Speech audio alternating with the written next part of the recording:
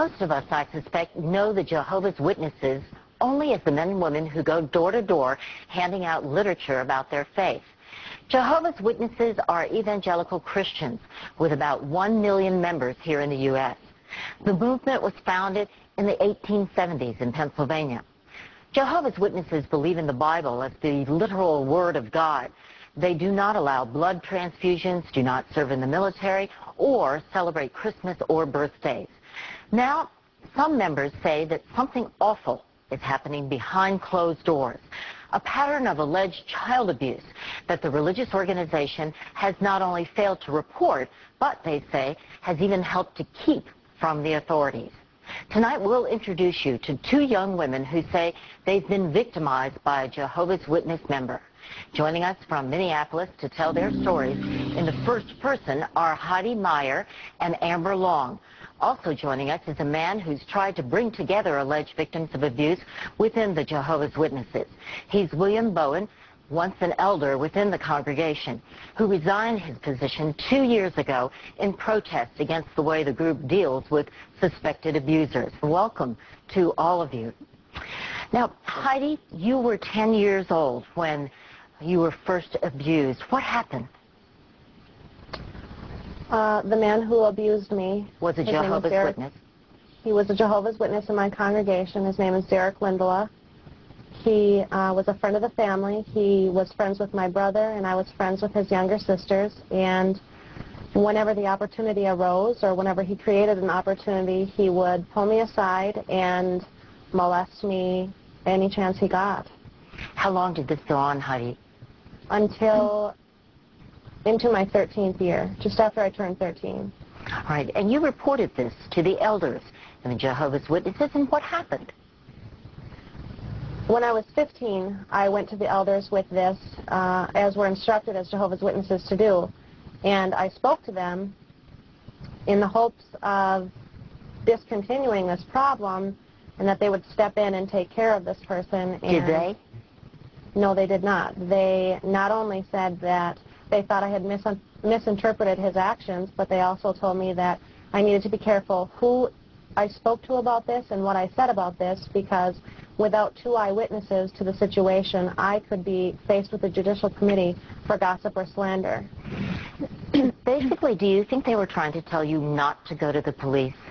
Absolutely. They said to go to the police and bring this matter to court would be a reproach on God's name and God's organization. So you kept quiet? Absolutely. All right. Under threat of excommunication. Yes, from the Jehovah's Witnesses. And your whole family belonged, so it meant something to you to belong as well. Absolutely. Not only my family, but as a Jehovah's Witness, you associate only with members in good standing, and that leaves you in a position where everybody you know, everybody you trust, everybody you've ever known or trusted is somebody who's inside that organization. The threat of being thrown out of that and shunned from them is one powerful enough that kept me quiet for a long, long time. All right, we'll get back to you, Heidi, in a minute. Amber, you claim that you were molested by the same man when you were 12 years old.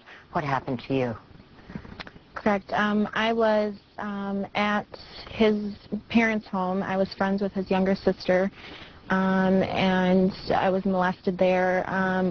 After that visit, I went home and told my parents immediately, and we also went to the elders as is directed in that religion. And what happened? They, insinuated that it was a misunderstanding, that maybe I was upset. Told us to come back and talk about it later. When I still stuck to my story, they told us there was really nothing they could do because there wasn't 2 eyewitnesses, and again there was that veiled threat of being excommunicated. And all my life growing up after that, they made insinuations to the fact that perhaps it was something that I had done that warranted the abuse. All right. Amber, we'll get back to you in a minute. Bill, you've gone so far as saying that you believe that the Jehovah's Witnesses is a pedophile paradise. Are you exaggerating? I know you've investigated, but I think one would believe that you might be exaggerating here. I've spoken to over 5,000 victims of abuse, either through email or direct phone contact. I have an abuse hotline that rings into my home, and I get calls every day. All these people are abuse survivors that tell the same story as Amber and Heidi do. That is, that they went to the elders and they were suppressed. They were covered up. It's a common thread. Yesterday, I got a thread or an email from a young girl, 15 years of age. She went to the elders. She said, I am just like Heidi. And after seeing the recent media, I am angry that they would do this to me. And that's what most of these young ladies are. They're angry that they were abused and re-victimized by the policies of this church. Were you intimidated by the Jehovah's Witnesses?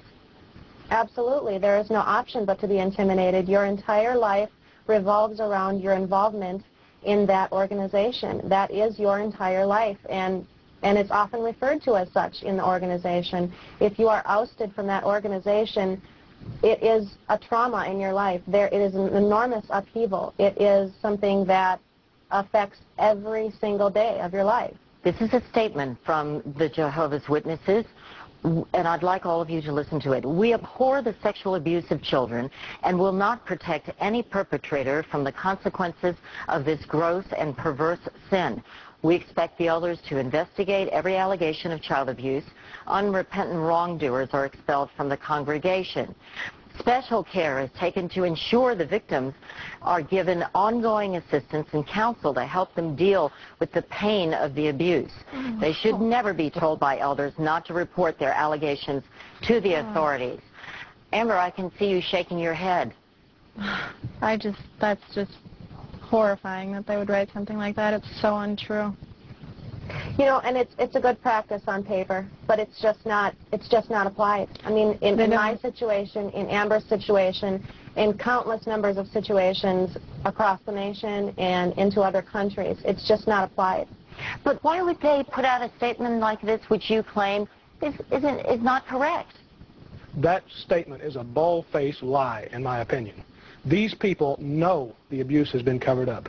10 years ago, research was done in the organization that they knew multiple little girls were being molested. They were inundated with mail off a Awake magazine that was written on this subject.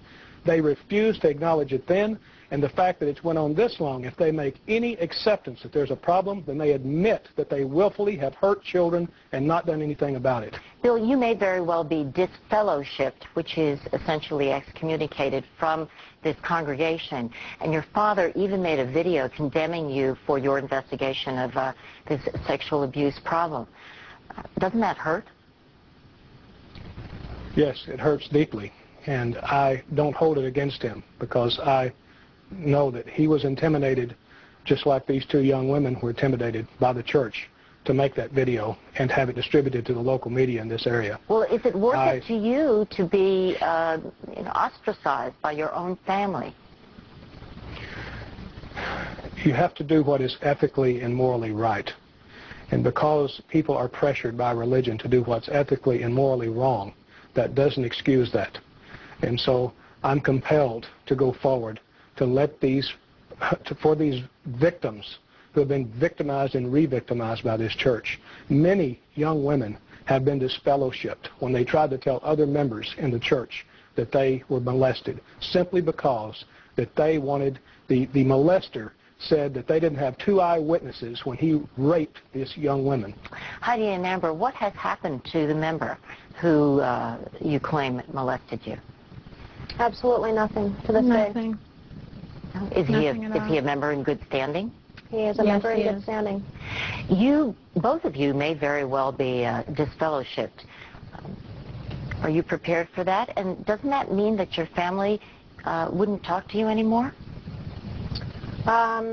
Yes, it does mean that. But, you know, my parents raised me to be an independent thinker, a strong person, and someone who is just. And the evidence is so black and white in this situation. There is no alternative choice. There is no other avenue I could be taking with this. Heidi, Amber, we so appreciate your being with us. And Bill, thank you as well.